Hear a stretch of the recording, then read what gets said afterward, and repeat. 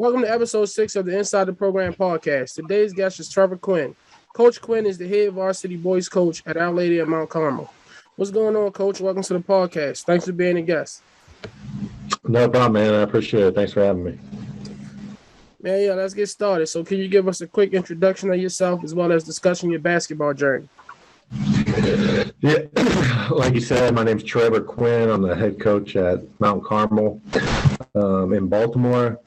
I have been a few different places throughout my career. I started as a player at Goucher College. From there, I went down to Florida State as a graduate assistant for 2 years. After that, I spent about 8 years at Jacksonville University as director of operations and then assistant coach.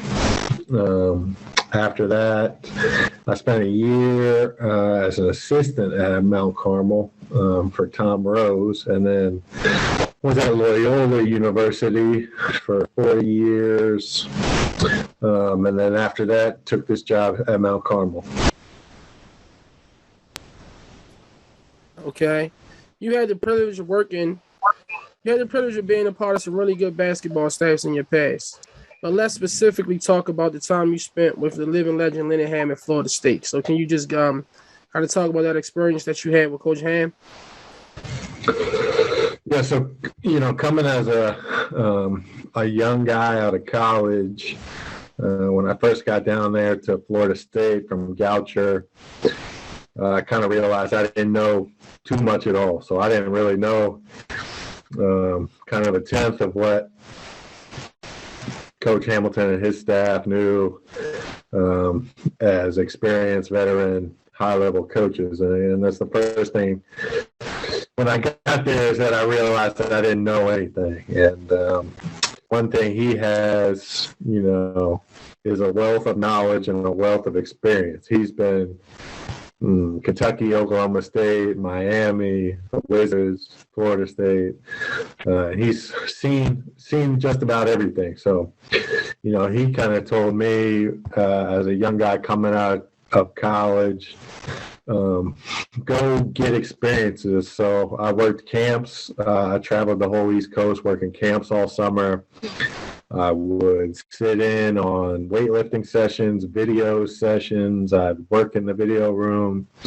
I'd train players. I'd talk to different members of the staff every day and kind of get an idea of every different aspect of a program. And, that's what I learned from him is nothing is better than experience. So soak up as much knowledge as you can from whoever is willing to give it to you in whatever aspect of a program there is, and it's going to benefit you if you could go you have your own program and you know operations back there, or the assistant works with a recruiting trail, what to do on the scouting report. You kind of learn all that from the other guys who have done it before you. So the biggest thing I learned is just get out there and experience as much as you can. So when it becomes your time, you'll have an idea of what to expect going forward.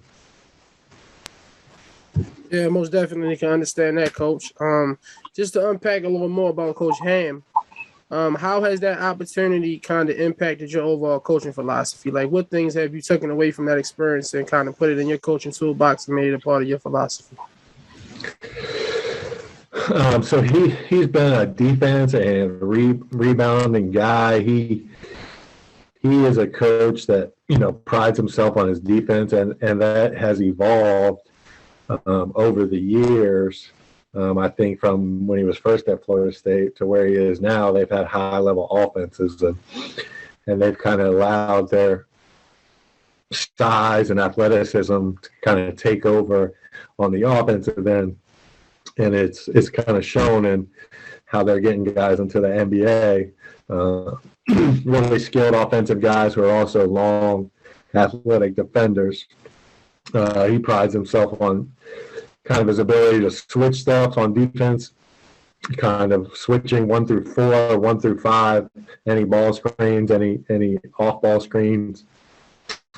And that stuff is easy to do at the high school level because so few teams lack, I guess, a true inside post player. So for the most part, you can kind of switch a lot and keep the ball in front of you if you have the kind of athleticism and ability from your post positions. I think that's a way to guard a lot of the ball screen offenses that you see today. I kind of got that from him. And if you look at his teams now, he really has long, athletic guys who are kind of interchangeable on offense and defense. Yeah, that's good stuff, Coach. I actually saw some of those attributes being displayed when I was watching some of your games earlier, specifically the game that you guys played against Mount St. Joe in that championship game. I was seeing how you guys were actually like switching on the ball screens and stuff like that, kind of causing a little havoc for them guys. So, Coach Quinn, you are going into your 5th season as the head coach at Mount Carmel. Can you talk about what was the state of the program when you first took over up until now? So when I took over, it was kind of in a, I guess, retool situation. Terry Nolan had been there previously, and he had them playing really well. And Terry had a great career at multiple schools, but finished at Towson, and I believe he's going to go play overseas pretty soon. So he had graduated and he was gone. I think that was the year previous. So they were kind of retooling. I was lucky enough to get Dion Perry to come to Mount Carmel and stay at Mount Carmel. And he was kind of the guy who kept us afloat for a year or so until we could get more guys in there. He became the school's all-time leading scorer. In his 4 years, he started every game and was really a great player for us. And his ability, along with our ability to get a couple international players, really gave us a solid footing to where we were last year and where we are now. We've been able to build around some guys and continue. Hopefully it continues into this year and going forward. But we were able to get Kevin Kalu, who went to UTEP, Toby and Dozie, who just committed and he's at Maryland Eastern Shore, and Dion, who's at Loyola, along with some other guys who went off to play in college. And those guys kind of gave us some footing to build and continue to build, and we will hopefully have a good year this year against a competitive field. Yeah, that's good stuff right there, Coach. You have an extensive background in player development. And me being a big player development guy myself, I would love to hear your approach to player development as well as your perspective on like how you actually utilize that time and space to get guys better. Yeah, so I did a lot of it when I was at Florida State. I did a lot of individual training just in my position. You get guys who are kind of hungry to get in the gym, and you go in there with them in the mornings, at night, outside of practice, whatever you can do. And then at the college level, when you get to be an assistant, you have a time limit, and you try and go, 3 or 4 times a week for a certain time frame, and you really got to condense in high level, intense training in a certain time frame. Whether it's guards, bigs, you split up, or you're together and doing groups of 2 or 3. You're really trying to get as much work as you can into a time frame. And I don't like to waste time in workouts. I don't like people standing around. I don't like talking a whole lot or people watching. I want as many people moving as you can possibly can. In high school, it's a little different. You have bigger groups. You don't have the space or the time to do individual workouts. You can do them a little bit, but you might have a 2-hour practice time, and that's the time you get, and you got to really condense your skill instruction into your team workouts as well. So same thing, you got to have a lot of people moving at the same time. You try and split up guards and perimeter players and bigs, and you get as much work individually as you can.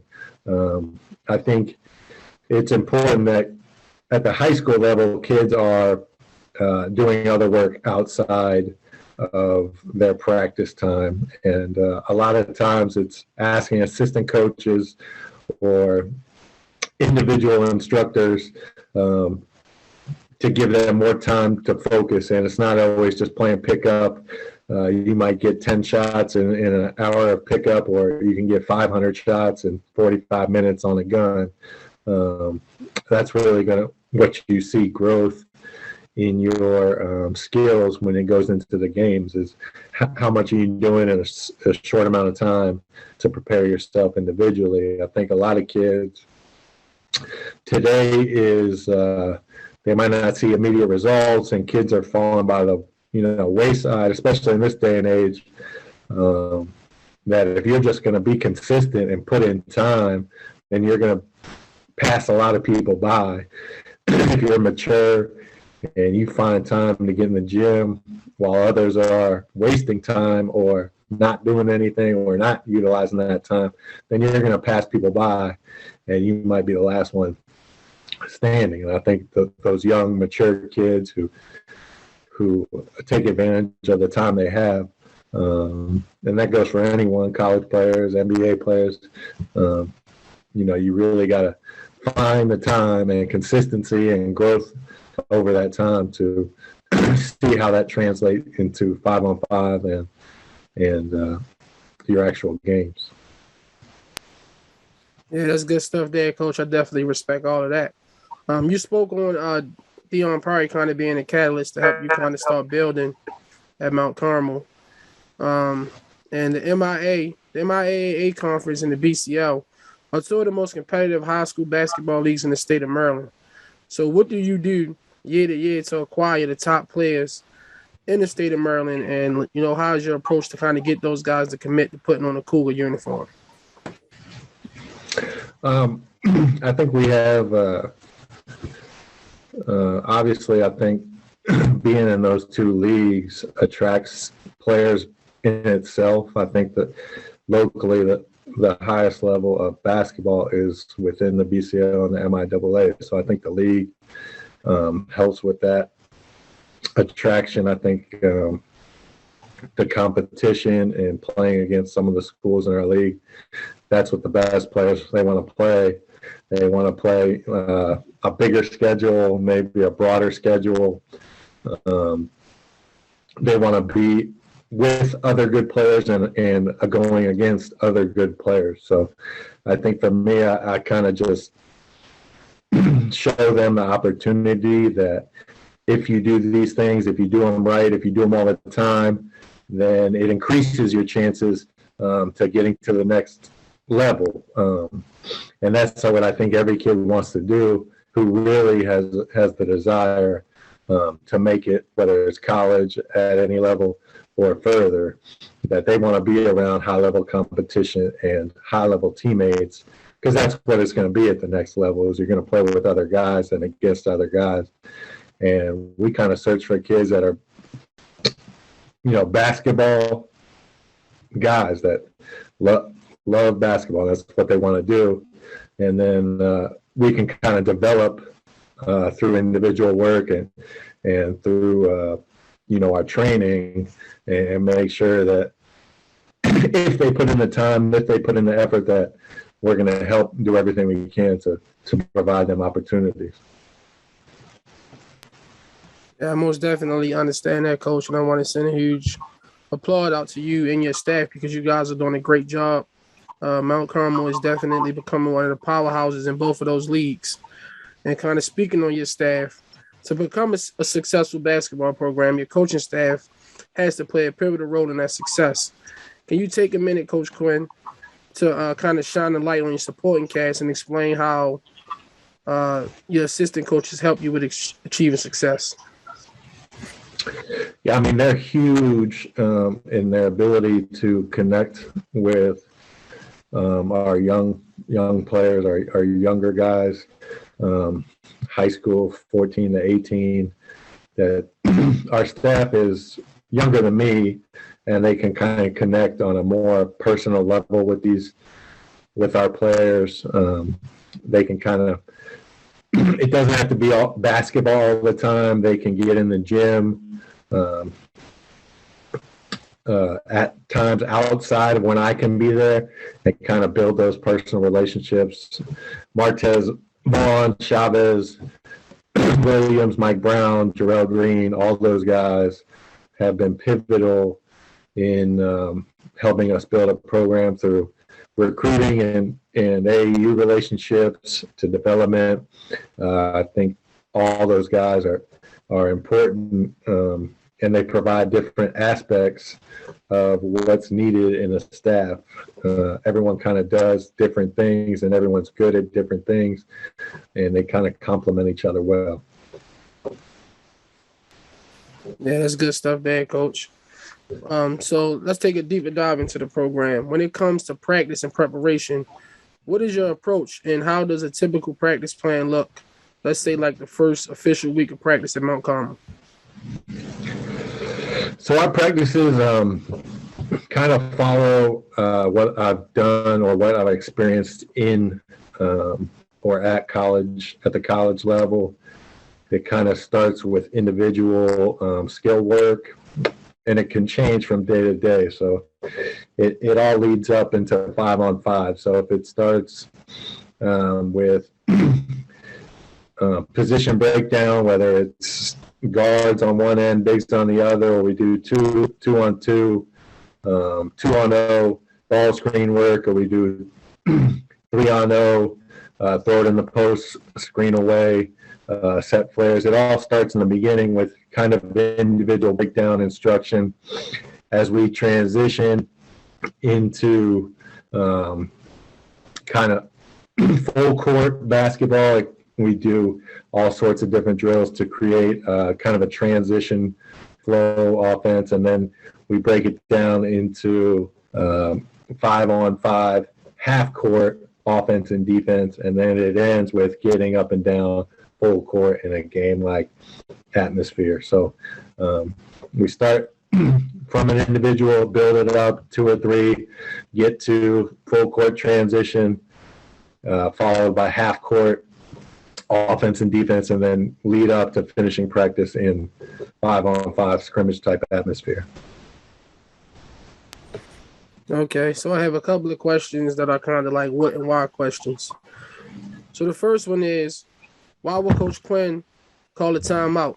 And during the 30-second timeout, what is Coach Quinn saying to his guys? I'm not a big call timeout unless there's a specific need based on the time of the game or end of game situation. So I don't call a lot of timeouts. I try and prepare the guys in practice for different situations, and we practice those situations. So we might practice down 6 with 1:30 left, or down 2 with 10 seconds. So we try and practice that stuff a lot. I don't typically call timeouts early in the game. I kind of save them in case I need them for certain aspects of the game where I might have to use them for an X and O purpose. But I don't call them a lot. I trust the guys to make the right plays and respond the right way, and the guys on the court to make the right decisions and adapt to how the game is going. And I think that takes place in practice.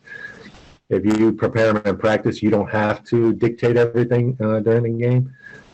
So if I do it, it'll typically be at the end of the game to kind of draw something up, so we hopefully get a good shot, or we have to change something on defense towards the end of the game.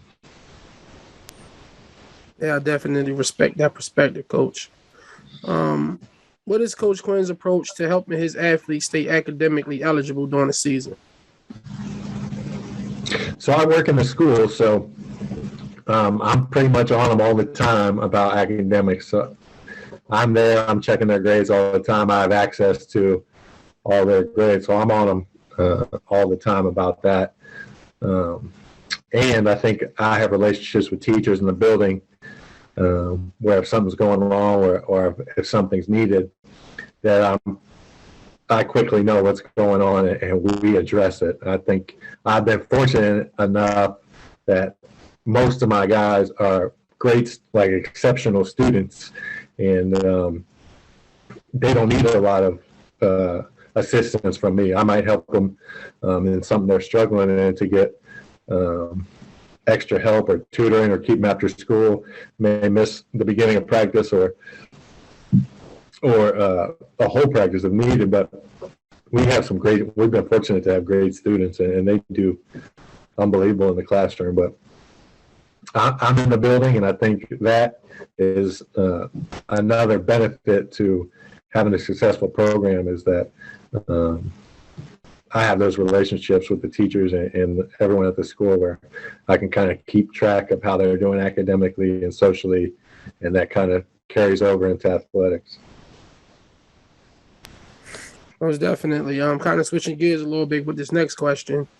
In terms of like specific basketball, like what ball do you prefer? Like the Wilson Evolution, the Wilson Official Game Ball, the Rock. What particular Spalding? What ball would you prefer your team to kind of utilize during games and practice? We've had the Rock. I'm trying to think back. We had Under Armour balls for a minute, but they stopped making them, I think. Before that, I was at Nike schools. I used to like that Nike ball, but I haven't had one of those in a while. So we use the Rock, and I like the Rock. It's pretty good. Yeah, that's definitely my preferred choice as well. You know what I mean? I got a ton of Rocks when I'm in the gym with my guys, whether it's the AAU program or I'm just in there doing play development stuff. Like I really enjoy the Rock as well. Can you take a minute to kind of talk about your youth basketball camp and what are the benefits and the value that, you know, a kid would get when they attend your summer camp? Yeah, so we do our Mount Carmel basketball camp typically at the end of June, going into July. It's great for the Mount Carmel community. A lot of those kids kind of filter through our program, and they get to know our team and some of our coaches, and kind of get some exposure to. For a lot of those kids, they want to play in our league and in the MIAA and BCL, and they can have relationships with some of the guys, our players who are working, and see, you know, what it takes to be at that level of an athlete, and kind of gives them a role model. And, you know, they can come back and watch the games, and they can see some of the guys that were instructing them in the summer, and they can kind of say, you know, that's one of my favorite players, or that's who I learned layups from. And I think it's great for the school and, you know, our student population is they give back to the younger kids, and the kids, you know, kind of get a role model going forward. It's something to do for the kids who love basketball, and it's something they want to, you know, do as they get older, and it's something new for beginners, and if they're just introducing to basketball. So we kind of have different levels, and everyone, I think, gets the instruction that they need. So it's been great, and we'll plan on doing it next summer and next and going forward as long as I'm there. I respect that, and I definitely understand that. Well, quick question that probably wasn't included in the batch that I sent you. Just want to know, like, as far as like competitiveness, like, you know what I mean, you competing against other coaches in the MIAA as well as the BCL, who would you consider to be like, you know, the toughest competition coach wise in those leagues? You know, it's I think all the coaches in the league are very good. I think if you look at other leagues, other high school leagues, it's like, you know, that you can win this game just on talent. I think when you get into the MIAA and BCL is that you can lose to anybody because they're all well coached, right? So even though a team, you might have better talent on paper, well, everyone's a good coach and everyone does a good job, and you can lose to a team who you have more talent, you have more size, you have more, higher names, but you can lose just based on coaching and X's and O's. And there's no easy wins in the league, whereas sometimes at the high school level, there might be 6 tough games a year. Every game in our league is tough because everyone's really well coached. That's a great answer, Coach. I really appreciate your time. And, just concluding this interview, how can people just kind of follow up with you and your Mount Carmel basketball program via social media? Yeah, so we got Mount Carmel basketball on Instagram and Twitter. I have my own personal ones as well. They kind of mirror each other, but MC Basketball 1, I think is the Instagram. If you have any questions for me, feel free to reach out on email anytime. The email's on the school website, and I'm always open to talk basketball. If you want to come check out the school or check out a game, feel free to reach out. All right, definitely, Coach Quinn. I appreciate your time. Thanks for being on the podcast, and I'll chat with you soon. Okay. Thanks, man.